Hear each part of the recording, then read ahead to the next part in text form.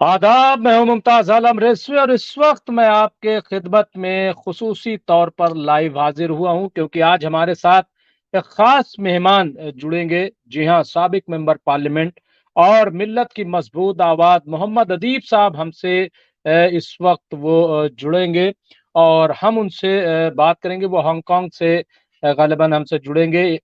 तो हम उनसे बात करेंगे इजराइल और फिलिस्तीन के ताल्लुक से और ख़ास तौर से जो ओआईसी की खामोशी है, आखिर ओआईसी क्यों खामोश है? क्योंकि हालात जो हैं वो रोज़ बरोज़ ख़राब होते जा रहे हैं और जंग जो है उसका दायरा बढ़ता जा रहा है और अब तक जो मौतें हुई हैं वो वाक़ई दिल को दहला देने वाली हैं।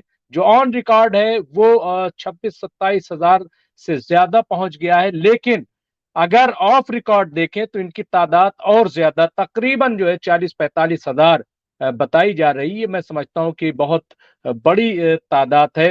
तो इन तमाम इश्यूज पर और जो अभी खबर आ रही है जिस तरीके से कि हमास ने एक बार फिर मना कर दिया है कि हम कोई मुआहदा नहीं करेंगे, उस वक्त तक नहीं करेंगे कि जब तक जंग रुक नहीं जाती और जब तक इजरायली फौज जो है वो गजा से वापस नहीं जाती। इससे पहले हमास ने कहा था कि जो गजा है वो इजरायली फौजी का कब्रिस्तान बन गया है।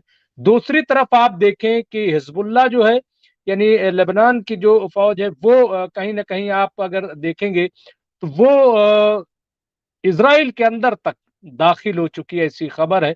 यमन जो है होती वो रेड सी उसकी वजह से पूरी तरीके से गर्म है। तो ऐसी तमाम खबरें हैं, लेकिन ओआईसी यूएनओ भी बात कर रहा है, कतर में बातचीत भी चल रही, सब कुछ चल रहा है, लेकिन ओआईसी क्यों खामोश है? क्या जो 57 मुस्लिम ममालिक का एक फेडरेशन है, इतनी बड़ी ऑर्गेनाइजेशन है, क्या इस मौके पर उसकी जरूरत नहीं है? क्या इस मौके पर उसे नहीं बोलना चाहिए? या फिर ये मान लिया जाए कि इसकी कोई हैसियत नहीं बची है? क्यों ऐसा हो रहा है? क्यों इतनी बड़ी खामोशी है? इसी पर हम खास तौर से बात करेंगे और जो कुछ हो रहा है वो तो हम बात करेंगे, यूएनओ पर भी बात होगी, अमेरिका और इजराइल की पॉलिटिक्स पे भी बात होगी और ईरान पे भी। लेकिन जो सबसे बड़ा सवाल, क्योंकि जब हम मोहम्मद अदीब का जिक्र करते हैं, जब हम मोहम्मद अदीब को मेहमान बनाते हैं तो जाहिर है कि फिर हम बड़े सवाल भी उठाते हैं। और मोहम्मद अदीब चूंकि यूएनओ में भी बोल करके आए हैं और मोहम्मद अदीब मिल्ली जो मामलात हैं उसको उठाते रहे हैं और अभी भी वो एक ऑर्गेनाइजेशन उनकी है वो बना करके, तो उस पर भी वो काम कर रहे हैं। तो मैं सबसे पहले दावत दे देता हूं और इंटरनेशनल कोर्ट पर भी हम बात करेंगे। तो सबसे पहले मैं दावत देता हूं मोहम्मद अदीब साहब को। मोहम्मद अदीब साहब, बहुत बहुत खैर मकदम है। शुक्रिया जनाब। मोहम्मद अदीब साहब का मैं तारुफ में करा चुका हूं, लेकिन ये कि मोहम्मद अदीब साहब के अंदर जो बेचैनी है, न सिर्फ ये कि अपने मुल्क को लेकर के बल्कि पूरी दुनिया को लेकर के कि आखिर हमने क्या हासिल किया इतनी तरक्की करके? क्या ये हासिल किया कि बच्चों को मार दिया जाए? क्या ये हासिल किया कि लोगों के रिहाइश को, घरों को तबाह कर दिया जाए? ये तमाम उनके सामने फिक्रमंदी है। बहरहाल मोहम्मद अदीब साहब, क्या कहेंगे जो हालात है? क्योंकि 4 महीने जंग को हो गए हैं और अब तक बड़े पैमाने पर बच्चे जो है वो मारे गए हैं और ये सिलसिला कहीं थमता हुआ नजर नहीं आ रहा है। क्या कहेंगे मोहम्मद अदीब साहब? मुमताज साहब, जो पहली बात आपने ये रखी कि ओआईसी मुस्लिम ममालिक का संगठन है, मैं इसको कभी भी मानने को तैयार नहीं, क्योंकि ये मुस्लिम ममालिक नहीं है। क्योंकि जिस तरीके से सऊदी अरब और गल्फ के कंट्रीज का रवैया रहा है, आज से नहीं, बहुत जमाने से, ये कभी भी मुस्लिम इश्यूज पर इनका कोई ताल्लुक रहा नहीं है, बल्कि वहां के मामलात को बिगाड़ने में ये सरपेश रहे।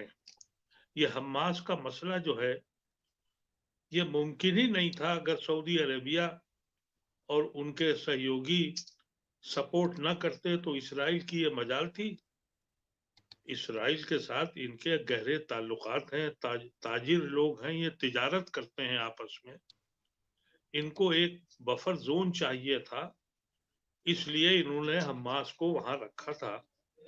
حماس کو شروع میں پیسے بھی اسی طریقے سے بھیجے گئے تھے کہ یہ لڑتے رہیں اور یہ جو باقی لوگ ہیں یہ عیش کریں اور تجارت کریں. ہم سب لوگوں کو یہ احساس ہو جانا چاہیے کہ حماس نے اپنے کو قربان کر کے فلسطین کے ایشو کو زندہ کیا ہے. یہ ہم نے آپ کے پچھلے پروگرام میں بھی یہ بات رکھی تھی کہ زمین کی طور پر یہ کچھ بھی کر لیں، لیکن آج اسرائیل خود اپنے وجود کے لیے خطرے میں پڑ گیا ہے. وہ جو دنیا میں یہ بالکل دکھاتا تھا کہ ہم بہت مہذب ہیں، ہم مسکین ہیں، ہمارے اوپر مظالم ہوتے ہیں، ہم اپنی دفاع کے لیے سب کچھ کرتے ہیں، یہ عیاں ہو گیا پوری دنیا کو کہ یہ بدترین لوگ ہیں، یہ ظالم لوگ ہیں. انہوں نے دنیا میں اور اس علاقے میں جہنم بنا دیا ہے. وہ قومیں جو بچوں کو مار کر جشن مناتی ہوں، وہ قومیں جو عورتوں کو بیوہ کر کے خوشیاں مناتی ہوں، ان کو آپ مہذب قوم کہیں گے؟ آپ ان کو یہ کہیں گے کہ یہ تعلیم یافتہ یا انسان ہے؟ یہ وحشیوں کی ایک ٹیم ہے جس کے اوپر سعودی عرب کی سرکار اور ان کے چاہنے والے امریکہ کے کہنے کے مطابق ان کو سپورٹ کرتے ہیں. لیکن میں اس بات سے پورا میرا یقین ہے اور میں سمجھتا ہوں کہ یہ جنگ جتنی لمبی چلے گی، روز کی روز اسرائیل مرے گا. ان کے پاس کیا ہے دونے کو؟ یہ تو شہادت ڈھونڈنے نکلے ہیں، یہ تو ڈھونڈنے نکلے ہیں. بدنصیبی یہ ہے کہ اسرائیل بزدل اتنا ہے کہ حماس کے لوگوں سے لڑنے کے بجائے عوام کو خط کر رہا ہے، بچوں کو مار رہا ہے، دنیا خاموش ہے. یہ جو او آئی سی کی میٹنگیں ہیں یہ تو اس لیے ہوتی ہے کہ ایک گروہ بتا کے یہ بتا سکیں کہ ہمارا بھی ایک گروپ ہے. لیکن ان کو یہ کہنا کہ یہ مسلم ممالک کا گروپ ہے، میں اس سے اتخلاف کرتا ہوں. ہاں، وہاں پر ایک قوم ہے جس نے اس وقت لڑنے کی کوشش کری، وہ ایران ہے. ایران نے ہمت دکھائی ہے اور میں سمجھتا ہوں کہ دوسرے جو ممالک ہیں اس میں کچھ حد تک ترکی بھی ہے. اب تو عراق کے بھی کچھ لوگ داخل ہوئے ہیں، سیریا کے لوگ بھی آئے ہیں. لیکن جو سپورٹ ان کو مل رہا ہے وہ ویسٹرن ورلڈ کی عوام سے مل رہا ہے. اپنی بالکل حکومت کے خلاف بائیڈن کو اب تقریر کرنے کی موقع نہیں، کہیں وہ بول نہیں پا رہے ہیں. اپنے جو الیکشن کے لیے جو پریپریشن کر رہے ہیں وہاں ان کو تقریر نہیں کی جانے دی جا رہی. تو مہذب قوم تو وہ ہے، وہ عوام ہے. یقینی طور پر حکومتیں سپورٹ نہیں کر رہی ہیں، لیکن یہ بات واضح ہے کہ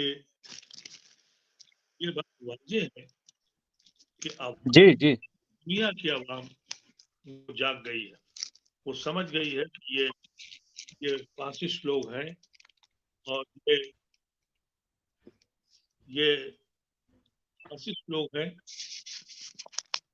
ٹھیک ہے ادیب بھائی جی، آواز آ رہی؟ جی آواز آ رہی؟ جی جی جی جی تو اب جہاں تک کہ صرف وہیں کا حال نہیں ہے، مسلمانوں کے لیے پوری دنیا میں یہ آزمائش کر دینا. مسلمان ہمارے اپنے ملک میں اس کے لیے بھی آزمائش ہے، اور ایسی آزمائش نہیں ہے. ایک گروہ تیار ہو گیا ہے اسلامو فوبیا کا، جو پورا ایک دور پر چلایا گیا پچھلے 20-25 سال سے امریکہ کے کہنے پر. اور یہ کب شروع ہوا؟ اسامہ بن لادن کے بعد. اسامہ بن لادن کہاں کے تھے؟ ہمارے ہندوستان پاکستان کے نہیں تھے، وہ بھی سعودیہ سے آئے تھے. اور پھر یہ پورا اسلامو فوبیا کا ایک تحریک چلی اور پوری دنیا میں ہم کو ذلیل و خوار کیا گیا. اور اس کا ایڈوانٹیج مودی سرکار نے بے پناہ طور پہ اٹھایا اور ہم کو اپنے ہی ملک میں बेगाना बना दिया। और बिल्कुल वो लोग जिनको हिंदुस्तान के आईन पे यकीन ही नहीं था, मुखालफत थी, वो हाकिम वक्त बन गए। अभी 22 तारीख को जिस तरीके से सरकारी तौर पर एक सेकुलर कंट्री में प्राइम मिनिस्टर वहां जाता है और वो प्राइम मिनिस्टर के बाद अवतार होके लौटता है, मुझे इस बात का सिर्फ अफसोस है कि हमसे नफरत करते करते इस हद तक चले गए कि तुमने एक नए मजहब की बुनियाद डाल दी। सनातन धर्म तो ये सिखाता नहीं है, सनातन धर्म तो मोहब्बत दिखाता है। लेकिन ये जो एक 22 तारीख को एक नया मजहब क्रिएट हुआ और बगौर चंपत राय साहब के कि एक अवतार आ गए। यह दुनिया का दस्तूर रहा है कि पैगंबर हों, अवतार हों, वली हों, गुरु हों, ये दुनिया में आते हैं, कुछ अपने उसूल बताते हैं। लेकिन ये जो अवतार आए हैं ये तो नफरत का पिटारा लेके आए हैं। ये कहते ये हैं कि अब मंदिर में पूजा नहीं होगी, मस्जिदों पर झंडे लगाए जाएंगे और वहां तलवारें फहराई जाएंगी। वो कहते ये हैं कि अब चर्च में इबादत नहीं होगी। तो ये जो एक नई दुनिया बन रही है हिंदुस्तान में, ये सिर्फ पूरी दुनिया का जगह नहीं। मैं इस वक्त आज आपको मुखातिब हूं सिंगापुर से। सिंगापुर में आज मैं जुमे की नमाज में गया था, एक बड़ी तादाद में मुसलमान, साथ में मंदिर, और वहाँ क्रिश्चियंस भी हैं, वहाँ चाइनीज भी हैं, वहाँ मलाई भी हैं। और लगता है कि इंसान ऐसे जिंदा रहता है, हर मजहब की, एक दूसरे के मजहब की इज्जत करते हैं। और यही वजह है कि एक छोटा सा मुल्क, उसकी हैसियत यह है कि दुनिया में सबसे अहम और सबसे बड़ा जो इज्जत वाला पासपोर्ट है वो सिंगापुर का है।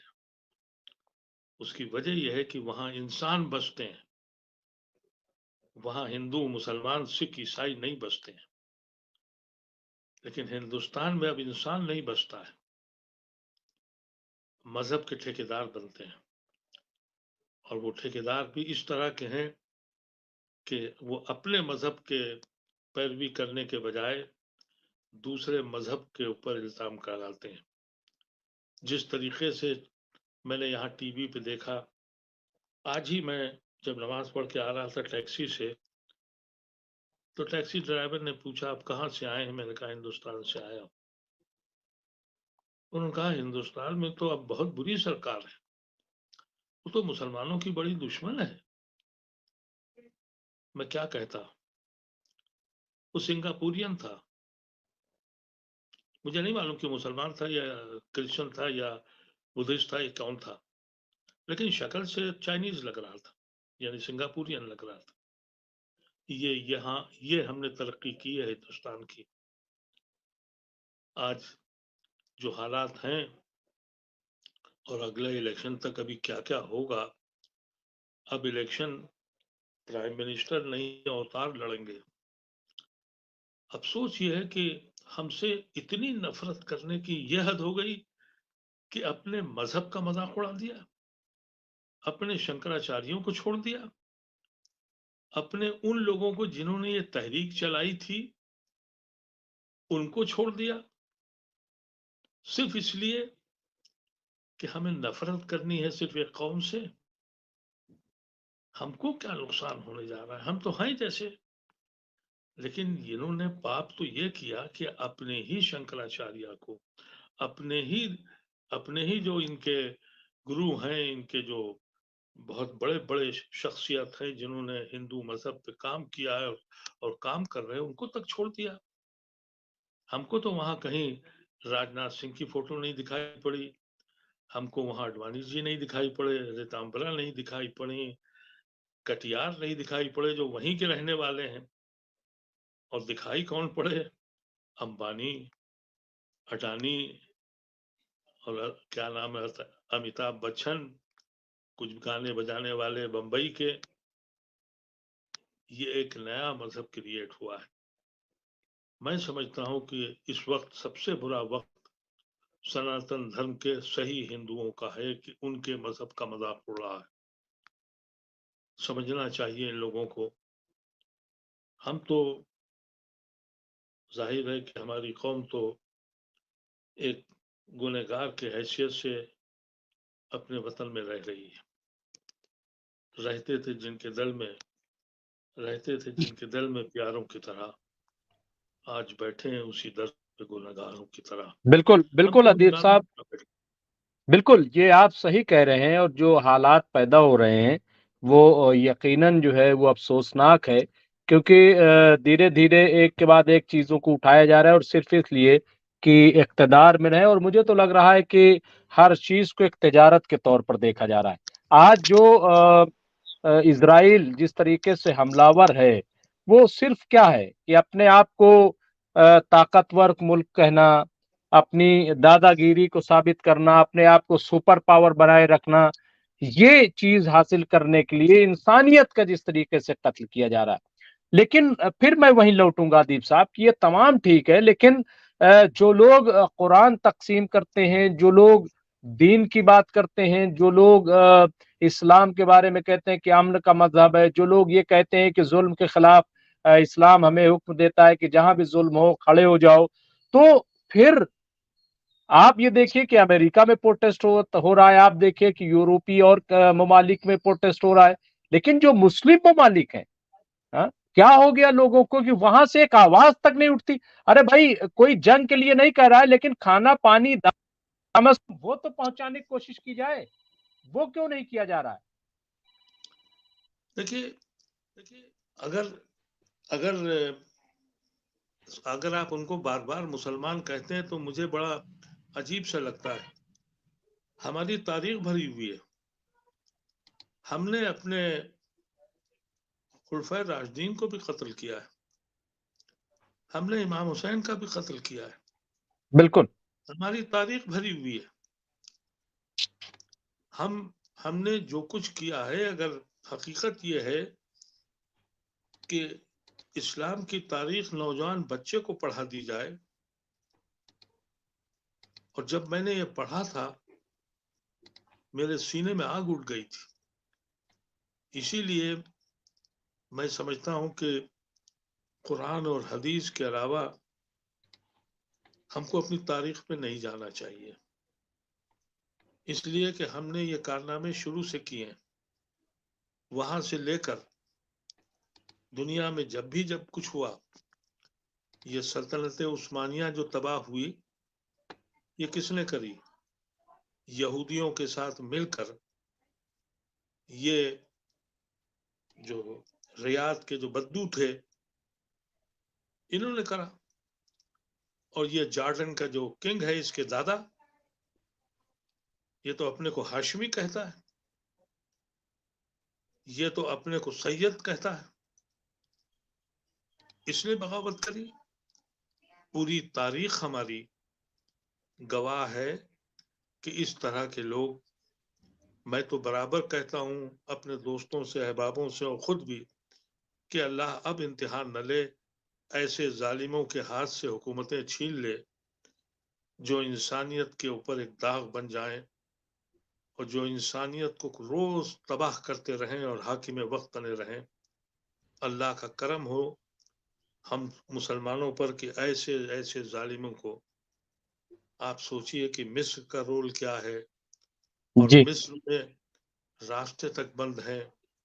اور یہ شخص جو اس وقت حاکم وقت ہے، اس نے جب یہ ریوولٹ کیا سعودی عربیہ اور امریکہ کے کہنے پر، تو کتنے لوگوں کا قتل کیا ہے. اس کا کوئی اندازہ ہے؟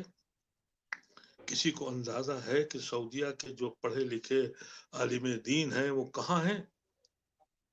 وہ جیلوں میں بند ہیں یا مار دیے گئے ہیں.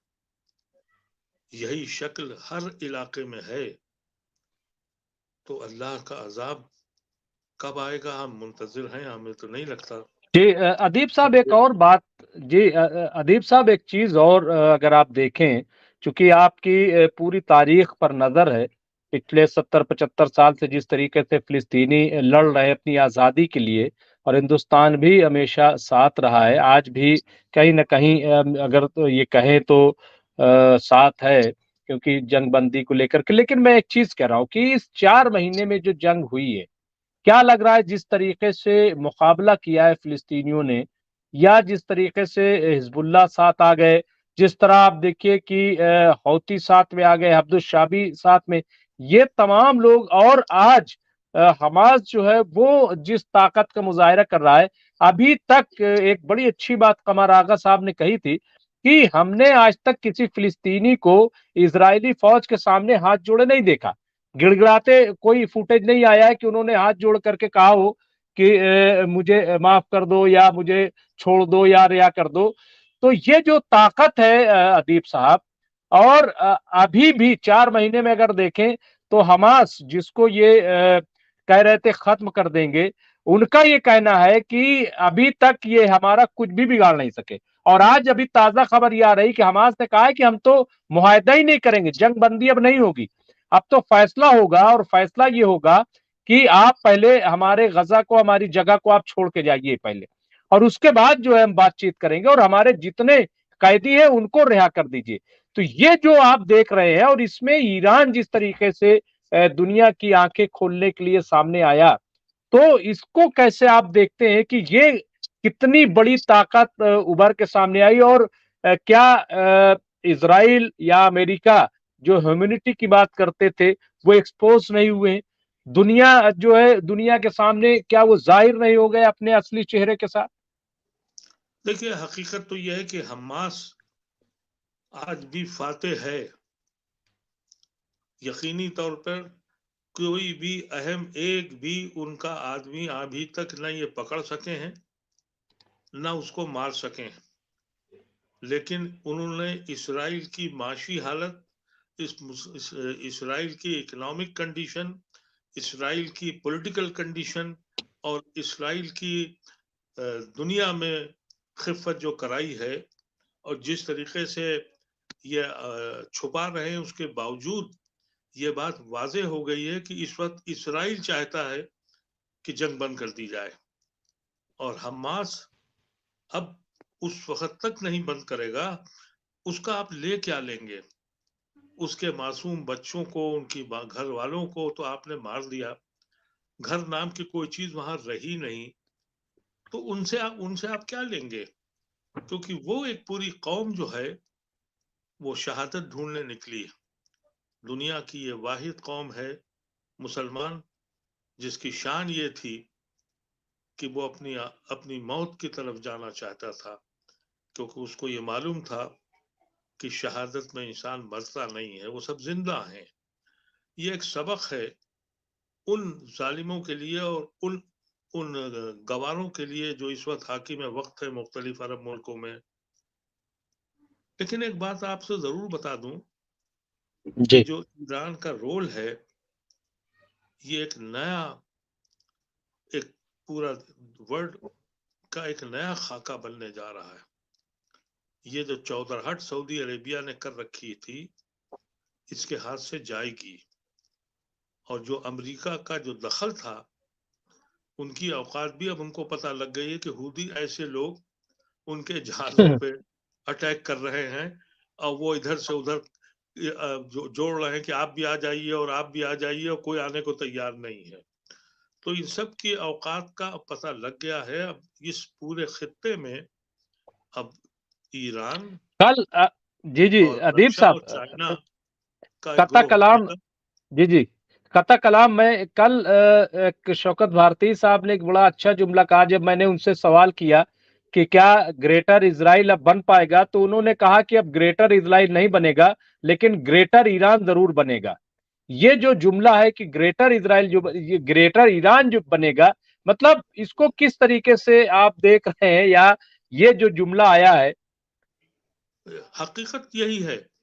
دیکھیے, یہ ईरान ने ये बात साबित कर दी है कि वो दीन पर चलने वाली एक ऐसी कौम है जो इस्लामिक स्टेट बनाना चाहती है। और जहां तक कि हमास का ताल्लुक है, हिजबुल्लाह का ताल्लुक है, हिजूस का ताल्लुक है, वो तो खुल के ईरान के साथ हैं।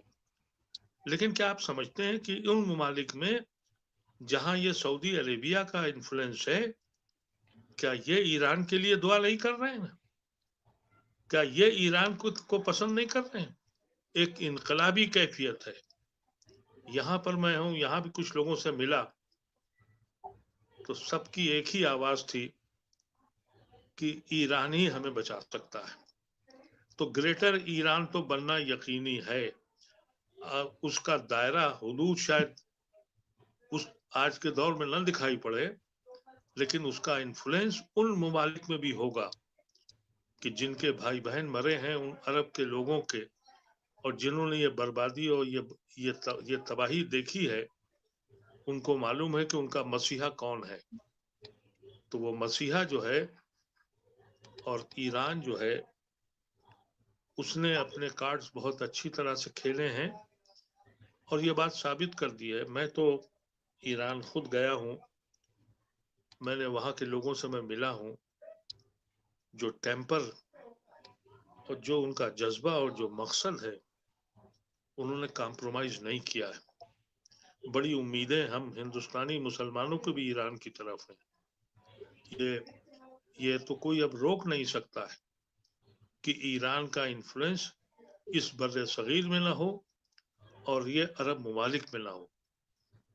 ये बहुत कुछ कोशिश करेंगे, फसाद और फितने भी फैलवाएंगे और इस तरह की हरकतें करेंगे, लेकिन अमली तौर पे जिन लोगों ने देखा है, आप देखिए ना कि आज हमास के साथ खड़ा कौन है।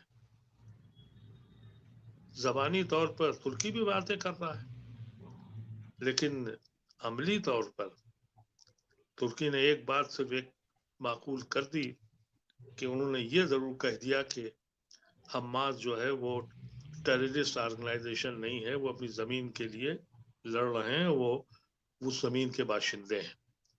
और ये जो फैक्ट है, ये आज अमेरिका में भी सड़कों पे कहा जा रहा है, यूरोप में भी कहा जा रहा है, दुनिया के इजराइल में भी। जी उस खित्ते में कहा जा रहा है। और आपको बड़ा ताज्जुब होगा कि मलेशिया में आज जो मैकडॉनल्ड है उसकी दुकानें खाली हैं, कोई आदमी वहां जा नहीं रहा है। ये मलेशिया में आज वहां की पोजीशन ये है कि वहां की जो इजरायली कंपनियां हैं जिसमें मैकडॉनल्ड्स फेरिस्ट है, दो और है, वो मैं समझ नहीं पाया कौन सी हैं, लेकिन वहां कोई खरीदारी नहीं कर रहा है। कंप्लेंट हो रही है कि साहब हमारे कोई आ ही नहीं रहा है। और ये अमल हम सबको करना चाहिए कि माशी एतबार से जब आप इनको तोड़ेंगे तो फिर इस्राइल की मदद करने वाला अमेरिका भी नहीं रहेगा, क्योंकि ये सब के सब पैसे के पुजारी हैं, ये ताजिर लोग हैं, इनकी ना इखलाकी कदरें हैं, ना इनके अंदर कोई सोच और फिक्र है। तो ये तो मलेशिया में शुरू हो गया है, इंडोनेशिया में भी यही हालत है। मैं इसी खत्ते में हूँ आजकल और सब जगह जा रहा हूँ, और एक रिजेंटमेंट है कि अब हम यहूदी कंपनियों के सामान का बायकाट करेंगे। दूसरी तरफ सऊदी अरेबिया ने, आज मैंने पढ़ा कि वो शराब का भी इंतजाम करने जा रहे हैं, और फिर भी आप ये कह रहे हैं कि इस्लामिक नहीं, ममालिक दुकान खुल गई है। हाँ नहीं, खुल वहां गई पहली दुकान खुल गई है, बता रहे हैं। जी जी। तो एक तरफ तो वो मुल्क है जहां वो कह रहे हैं कि हम यहूदियों को सजा इस तरह देंगे कि वो इसराइल की मदद करते हैं, इसलिए हम उनके खाने, उनके डिपार्टमेंटल स्टोर में नहीं जाएंगे। और वो अमली तौर पर 100% कोलालमपुर में हो रहा है पिछले 10 दिन से। लेकिन अदीब साहब, मैं एक चीज यहाँ पे जोड़ूंगा।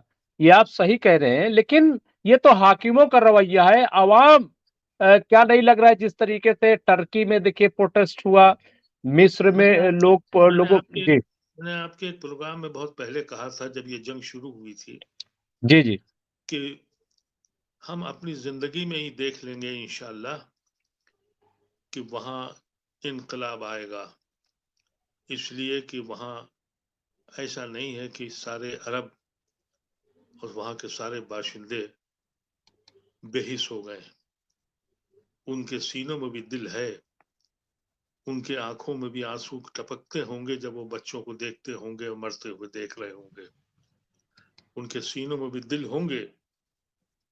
یہ انقلاب تو آئے گا، جارڈن میں، مصر میں، سعودی عربیہ میں شاید وقت لگے، اس لیے کہ وہاں چپے چپے پر ان کی ساری دولت کا ایک بڑا حصہ وہاں کے راجا، وہاں کے بادشاہ کی حفاظت کے لیے خرچ ہوتا ہے، ہر دوسرا آدمی وہاں جاسوس ہے، اس لیے وہاں شاید وقت لگے، لیکن اور ممالک میں انقلاب ضرور آئے گا، اور یہ ایک سگنل ہوگا کہ ایک نیا پلیٹ فارم بنے گا، اور اس میں میری سمجھ سے ایران ایک اہم رول ادا کرے گا، خدا ادیب کرے ایسا۔ صاحب جی ادیب صاحب بس تھوڑا وقت اور، چونکہ وقت ہو ہی گیا ہے، او آئی سی تو پہ بات کی، لیکن یو این او کو لے کر کے اور خاص طور سے جو انٹرنیشنل کورٹ ہے جہاں معاملہ چل رہا ہے، مان لیجئے انٹرنیشنل کورٹ میں اگر کوئی فیصلہ آتا ہے تو ایک تو یہ کہا جا رہا ہے کہ اگر انٹرنیشنل کورٹ نے اس جو اسرائیل نے کیا ہے اگر اس کو جینوسائیڈ قرار دے دیتا ہے تو یہ بہت بڑی ڈیفیٹ ہوگی اسرائیل کی دنیا کے سامنے اور امریکہ کی۔ تو کیا لگ رہا ہے آپ کو کہ کیا شکل و صورت ہوگی اگر کوئی ایسا فیصلہ ہوتا ہے، اور اس سے کیا فرق پڑے گا انٹرنیشنل؟ سب سے بڑا تماچا جو ساؤتھ افریقہ نے عرب اور مسلم ممالک پہ ڈالا ہے، سو کارڈ مسلم ممالک، جی وہ یہ مقدمہ ہے۔ بے شرموں کو اس وقت بھی شرم نہیں آئی کہ کم سے کم یہی کر دیتے، لیکن وہ ملک منڈیلا کا ملک ہے، اس ملک نے ظلم دیکھے ہیں، اور یہی انہوں نے کہا، اور بلکہ ان کے ایک ایم پی نے کہا کہ ہم نے جو ظلم دیکھے تھے اس سے زیادہ بڑا ظلم فلسطین میں ہو رہا ہے، اس لیے وہ مقدمہ دائر کرنے گئے، لیکن عملی طور پر کچھ ہو یا نہ ہو، اسرائیل کی جو ہمدردیاں پوری دنیا میں تھیں، اب اسرائیل کو بہت مشکل ہوگی اپنے سروائیول کی، یہ ثابت کرنا ان کے لیے بڑا مشکل ہو جائے گا کہ وہ سیلف ڈیفنس کے لیے جو کہتے تھے کہ صاحب ہمارے تو ہم سیلف ڈیفنس میں پڑھ رہے ہیں، اور سیلف ڈیفنس میں پڑھ کے، لیکن یہ دنیا اب یہ واضح ہے کہ ویسٹ بینک فلسطین کے ساتھ آئے گا۔ اب ان کی پوری کوشش یہ ہوگی کہ نام نہاد عباس کو کے حوالے کر دیا جائے، جبکہ زمینی طور پر عباس کا کوئی فالوور ہی نہیں ہے۔ سب سے بڑا احسان تو اس جنگ سے یہ ہوا کہ جو عرفات کے ماننے والے تھے، الفتح والے، آج وہ بھی حماس کے ساتھ ہیں، تو وہاں کوئی اب عرفات یا الفتح کا کوئی نہیں رہا، اب سارا فلسطین حماس ہے، تو یہ کیسے بچیں گے یہ؟ اور یہ سمجھتا میں یہ ہوں کہ یہ جنگ جو ہے ایک مہینہ اور اسرائیل جھیل نہیں پائے گا۔ ابھی یہ قطر کو لائیں گے، پھر بیچ میں جائیں گے، معافی تلافی ہوگی، پھر بن لادن صاحب تشریف لائیں گے۔ اب پوری کوشش اس وقت ان کی صرف یہ ہے کہ صاحب کسی صورت سے یہ سب بند کر کے عباس کے ایسے لوگوں کو حوالے کر دیں جو ان کے پیسوں پہ پلتے ہیں، لیکن اب ایسا ہونے والا نہیں ہے۔ اب میں سمجھتا ہوں کہ چند دنوں کی بات اور ہے، چند ہفتوں کی بات اور ہے، اس کا رزلٹ سامنے آئے گا ضرور۔ ایک خبر یہ آ رہی تھی ادیب صاحب کی فلسطین کے لوگ، خاص طور سے غزہ کے لوگ، حالانکہ وہاں پہ جو 24 لاکھ کی آبادی ہے ان میں سے 85% جو لوگ بے گھر ہو گئے، ایسی خبر ہے وہاں پہ، لیکن خبر یہ آ رہی کہ وہ اس کے باوجود جشن کی تیاری کر رہے ہیں، ان کے نزدیک اب وہ آزادی جو ہے بہت جلد حاصل کرنے والے ہیں۔ کیا آپ کو لگ رہا ہے کہ نتیجہ یہ نکلے گا اور اس بار جو ہے ان کو آزادی مل جائے گی؟ آخری سوال۔ جی ممتاز صاحب، کبھی دنیا نے یہ دیکھا ہے کہ کھلے آسمان کے نیچے बम्बार्टमेंट हो रहा हो और कोई बचाने वाला नहीं हो, और वो आबादी कहीं भागने को तैयार नहीं है, वो आबादी वहां रुकी हुई है। ये कोई मिसाल कहीं मिली है आज तक? दुनिया की पूरी तारीख उठा लीजिए, जब ऐसे हालात होते हैं, जब पानी और खाना और बिजली सब कुछ बंद हो जाती है, तो लोग भागते हैं। वहां तो कोई भाग ही नहीं रहा है, शहादत ले रहे हैं। तो फिर कैसे हराओगे उनको? यही तो मसला इस वक्त वेस्टर्न वर्ल्ड के हाकिमों के पास है। उनको तवक्को ये थी कि ये हाथ जोड़ लेंगे, माफी मांग लेंगे, और जो हमास के जो फाइटर्स हैं वो मजबूर हो जाएंगे। हमास के फाइटर्स की स्ट्रेंथ जो है वो वहां की आवाम है, जो खुलेआम सड़क पे खड़े होकर अपनी शहादत दे रही है। ये वो हौसले हैं उन लोगों के। और अगर 2-4 मरते हैं तो 4-5 और खड़े हो रहे हैं, तो एक पूरी नस्ल को कैसे आप खत्म कर देंगे? मेरा तो अपना अंदाजा ये है कि दुनिया ने कोई ऐसी जंग नहीं देखी, ऐसे बहादुर लोग नहीं देखे। आज हमास की कुव्वत उनकी अपनी कौम है। कोई एक वाकया ऐसा नहीं अभी तक दिखा पाए वेस्टर्न वर्ल्ड, जबकि मीडिया उनका है कि ये हाथ जोड़ के कह रहे हो कि साहब हमें माफ कर दीजिए, बम रोक दीजिए।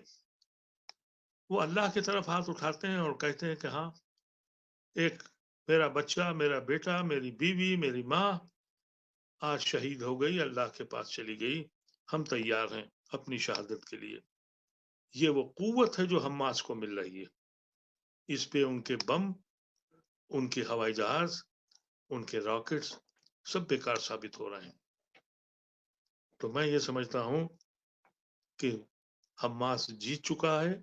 इसराइल और अमेरिका को कब ऑफिशियली सौदा करना है, इस पे गुनफात है। इसके लिए यही गल्फ की कंट्रीज को इकट्ठा किया जाएगा। कोई कहेगा आपको इमारत बना देंगे, आपका मुल्क पूरा फिर से खड़ा कर देंगे, और इसके ऊपर कोई सौदा होगा। और ये इसराइल को वापिस ही नहीं जाना होगा। अब हमास अपने सारे कैदियों को भी छुड़ाएगा, और वेस्ट गाजा को भी, वेस्ट सेटलमेंट जो है, जो उनका अपना हक है, वो भी लेके रहेंगे, ऐसा मुझे लगता है। बहुत बहुत शुक्रिया मोहम्मद अदीब साहब कि आप इतनी दूर से मुझसे जुड़े, बातचीत की, और आपने हिंदुस्तान में भी जो मसाइल दरपेश हैं उन पर भी आपने रोशनी डाली। तो बहुत बहुत शुक्रिया आप।